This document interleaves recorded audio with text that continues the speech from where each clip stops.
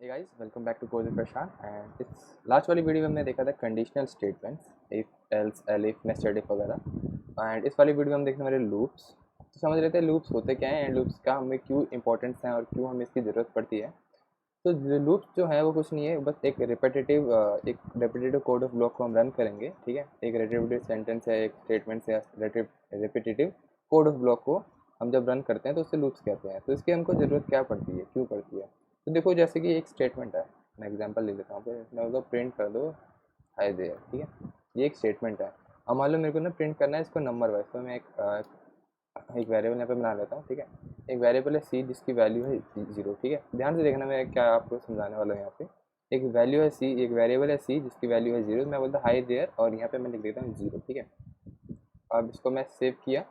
अब इसको मैं रन करता हूँ। रन करने के लिए पाइथन 3 मैं यहाँ से भी कर सकता हूँ, बट मैं ऐसे प्रीफर ज़्यादा करता हूँ टर्मिनल से रन करने का। एंड वीड, ओके, वीड 5 हो गया इसका नाम, मैं बाद में चेंज कर दूँगा। ठीक है, तो देखो हाई देयर 0 प्रिंट हो गया एंड फिनिश हो गया। बट मैं वो कहता हूँ यार 0 से लेकर 10 तक इसको प्रिंट करना है, तो आप कैसे करोगे? या तो आप क्या कर सकते हो, आपको क्या करना पड़ेगा, इसकी वैल्यू इंक्रीमेंट करनी पड़ेगी, है ना? ठीक है, और देन फिर प्रिंट, तो ये वाली स्टेटमेंट की कॉपी होने वाली है।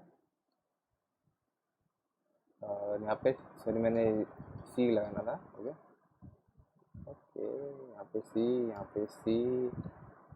देखो ये तो हो गया एक बार। ठीक है, और यहाँ पे दोबारा से, ये दोबारा से लाइन। अब ध्यान से देखना कि आप यहाँ पे क्या हो रहा है। ये वाली लाइन जो है ना बार बार रिपीट हो रही है, बार बार रिपीट होती है ये। तो अब देखना, इसको मैं अब करता हूँ, एक बार रन करके देख लेते हैं। देखो ये 6 तक हो गया प्रिंट। ठीक है, hi there 0, hi there 1, hi there 2, hi there 3, hi there 4, hi there. पर ये देख रहे हो, ये काफ़ी रिपीटेटिव कोड है। तो लूप्स का यूज़ केस यही है कि हम क्या करेंगे, जो भी कोड रिपीटेटिवली रन हो रहा है या फिर जो भी बार बार रन कर रहा है, जैसे ये तो एक नॉर्मल से एग्जांपल है। रियल लाइफ एग्जांपल ले लो कि मान लो आप एक एसएमएस सर्विस रन करते हो और आपको, या फिर न्यूज़लेटर रन करते हो, तो आपको सबको एक साथ न्यूज़लेटर भेजना है, ईमेल भेजना है या फिर मैसेज भेजना है। तो आप एक एक को बार बार करने से अच्छा क्या करेगा, लूप लगा देगा, राइट? तो यहाँ पे लूप का यही यूज़ केस है कि जो भी टास्क रिपीटेटिवली चल रहा है उसको हम लूप लगा लेते हैं। तो लूप का सिंटेक्स क्या है, तो इसको मैं हटा देता हूँ। तो ठीक है, पाइथन में लूप का स्टेटमेंट बहुत इजी है और सिंपल है। बाकी लैंग्वेज से थोड़ा अलग है। बाकी लैंग्वेज में आप एक वेरिएबल हम इनिशियलाइज करते हैं, बट यहाँ पे हम ऐसे करते हैं फॉर। ठीक है, आई इन, अब यहाँ पे एक फंक्शन होता है रेंज फंक्शन। ठीक है, तो ये रेंज फंक्शन क्या करता है, ये देखो स्टार्ट और स्टॉप है यहाँ पे, तो मैं समझा देता है रेंज फंक्शन क्या करता है। हमने 6 किया था तो मैं 6 तक कर देता हूँ। ठीक है, ये 6 से एक्सक्लूसिव होता है। करके देख ले। तो देखो यहाँ पे देखना, मैंने क्या किया है, मैं यहाँ पे दोबारा से लिख दूंगा हाय देयर एंड आई। अब ये एक लूप है। ठीक है, और जो रेंज फंक्शन है ये एक इटरेटर होता है। ये क्या करता है, ये वैल्यू पहले आई की वैल्यू होगी 0, फिर होगी 1 2 3 4 5 6 तक होगी। ये एक्सक्लूसिव होता है लास्ट वाला। तो मुझे याद एक्सक्लूसिव होना चाहिए, ये एक बार देख लेते हैं मेरे लिए। तो देखो हाँ, ये एक्सक्लूसिव होता है। एक्सक्लूसिव का मतलब क्या है, जब आप रेंज फंक्शन में इनिशियल वैल्यू डालोगे तो ये तो होते हैं जो स्टार्टिंग की आई की वैल्यू जो है। ठीक है, उसके बाद जो सेकंड पैरामीटर होता है रेंज फंक्शन में, रेंज फंक्शन है, सेकंड पैरामीटर होता है जो जहाँ तक आपको ये रेंज जानी है। ठीक है, एक थर्ड पैरामीटर भी होता है, वो होता है रेंज और स्टेप। ठीक है, स्टेप का मतलब ये है कि आप कितना स्टेप लेना चाहते हो, कि कितने से इंक्रीमेंट करना चाहते हो। जैसे मैं बोल देता हूँ इसको 2, एंड अब क्या होगा, ये 2 से इंक्रीमेंट होगा। देखना यहाँ पे 0 1 2 3 4 5 6 तक था पहले। अब मैं रन करता हूँ तो 0 2 4 6 हुआ है, तो इसका मतलब ये 2 के इसने जंप्स लिए हैं। तो ये रेंज फंक्शन होता है। हमको नॉर्मल सा एक लूप चलाना है 0 से 7 तक, और इसकी वैल्यू जाएगी 0 से 6 तक। ठीक है, आई की वैल्यू, और मैंने इसको प्रिंट करा। तो देखो पहले जो कोड था वो कितना लंबा चौड़ा था, अगर आप यहाँ देख सकते हैं जो कोड था कितना लंबा चौड़ा था, और बस इतनी सी चीज़ के लिए हमको इतना सारा कोड लिखना पड़ा था, 14 लाइन का कोड लिखना पड़ा था। बट इसी को मैंने क्या कर दिया, 2 लाइन में इसको ख़त्म कर दिया। इसकी कहानी 2 लाइन में ख़त्म हो गई। तो यही लूप्स का यूज़ केस है कि कोई भी टास्क रिपीटेटिवली चल रहा है, वहाँ पे लगा दो लूप, अंदर लूप लगा दो, वहाँ पे लूप लगना ही वाला है। ठीक है, आई थिंक क्या समझ गए। तो पाइथन में 2 तरह के लूप होते हैं, एक ये लूप होता है, एक वाइल लूप होता है। ठीक है, अब दोनों में डिफरेंस, मैंने दोनों का सिंटेक्स दिखा लेता हूँ। ठीक है,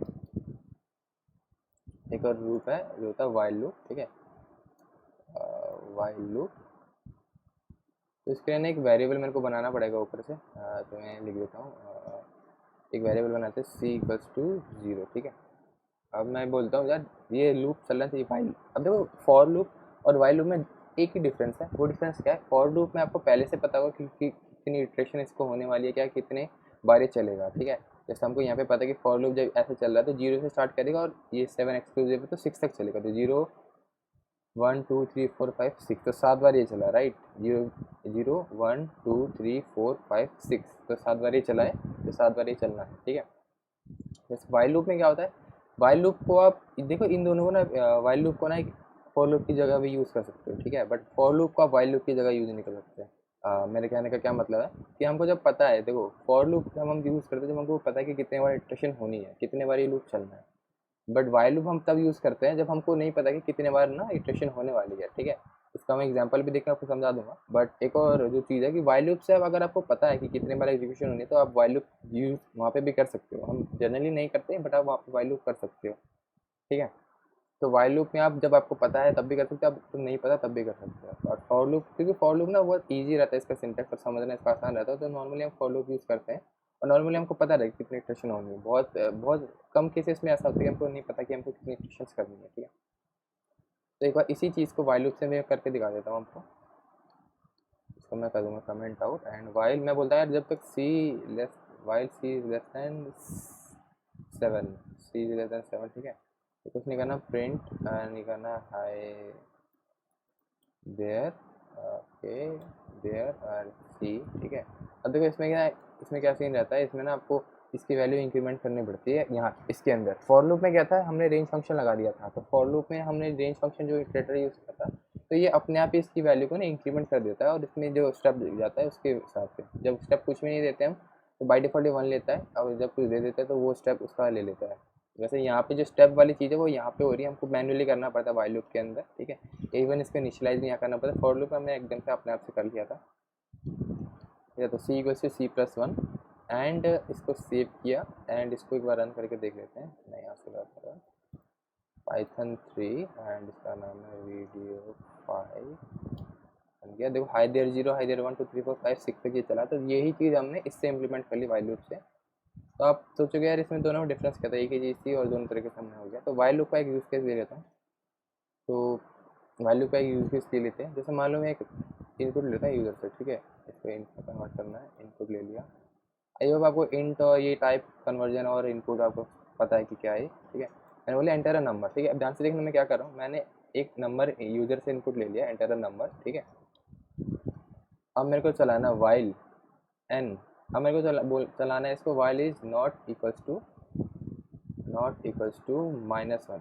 तो ये लूप तब तक चलना चाहिए, ठीक है, जब तक इसकी वैल्यू -1 के बराबर ना आ जाए, ठीक है। तो फिर क्या करेगा, हाई मैं जैसे ये सबसे पहले एन प्रिंट कर देगा, उसके बाद दोबारा ये इनपुट लेगा यूज़र से कि एंटर अ नंबर, ठीक है। अब जब तक वो -1 तक आप एंटर नहीं करते, अब ये यूज़र पे डिपेंड कर रहा है, यूज़र इसको 10 बार चलाए, 20 बार चलाए, 15 बार चलाए, ये तब तक चलता रहेगा। एग्जाम्पल दिखा देता हूँ आपको, चला के दिखा देता हूँ आपको। तो बोला एंटर अ नंबर, मैंने बोलिए 4, तो बोला हाई दिया। अब दोबारा बोला, ये दोबारा लूप के अंदर घुस गया, मैं बोला 8, दोबारा चलेगा 3। ये जब तक मैं -1 नहीं प्रेस करता ये खत्म नहीं होगा, तो मैं यहाँ पर -1 करता हूँ, अब ये खत्म हो जाएगा, ठीक है। तो इस बार ये 3 बार चला, मैं इसको दोबारा चलाता हूँ, ठीक है। मैं पहली बारी में -1 डाल देता हूँ, अब ये 0 बार चल गया। तो इस केस में हमको पता नहीं था कि लूप कितने बार चला है, ये कोड ब्लॉक कितनी बार चलाना है हमको। इस वजह से ये इस वजह से हमको वाइल लूप यहाँ पे यूज़ करना है। यहाँ पे हम फॉर लूप यूज़ नहीं कर सकते थे क्योंकि हमें पता नहीं था यूज़र कितनी कौन सी बारी कौन से नंबर पे जाके -1 प्रिंट करेगा, ठीक है। तो आई होप आपको वाइल लूप भी समझ आ गया है। अब देख लेते हैं नेस्टेड लूप्स, ठीक है। नेस्टेड लूप्स देख लेते हैं। नेस्टेड लूप्स बहुत आसान है। नेस्टेड लूप्स कुछ नहीं है, लूप के अंदर लूप है। जो जैसे नेस्टेड इफ में क्या हो रहा था, इफ के अंदर इफ आ रहा था, इफ एल्स आ रहा था, वैसे नेस्टेड लूप्स के अंदर लूप आएगा। तो मैं एक लगा फॉर आई इन, अभी यूज़ इसका भी यूज़ केस होता है, ठीक है। मैं चला देता हूँ, मैं बोलता हूँ 0 से 10, ठीक है। मतलब 0 से 10 इसका कोड ब्लॉक अंदर, ये भी एक ब्लॉक है, जैसे हमने इफ एल्स में ब्लॉक देखा था, वह भी इसका भी ब्लॉक होता है, इंडेंटेशन आती है। एक और लूप लगाऊंगा मैं फॉर जे इन रेंज, तो यहाँ पे आएगा 0 से लेकर, ये भी चलना चाहिए, ये 5 तक चलाते हैं, ठीक है। तो मैं बोलूँगा प्रिंट। अब देखिए यहाँ पे क्या होगा, लूप के अंदर लूप चल रहा है, ठीक है। पहले तो सबसे पहले इसकी वैल्यू होगी 0, उसके बाद 0 जब आई की वैल्यू, तब जे की वैल्यू 0 से लेकर 5 तक जाएगी। मैं क्या कह रहा हूँ समझा देता हूँ आपको, चला के एक समझा देता हूँ आपको। यहाँ देखो काफ़ी लंबा है ये।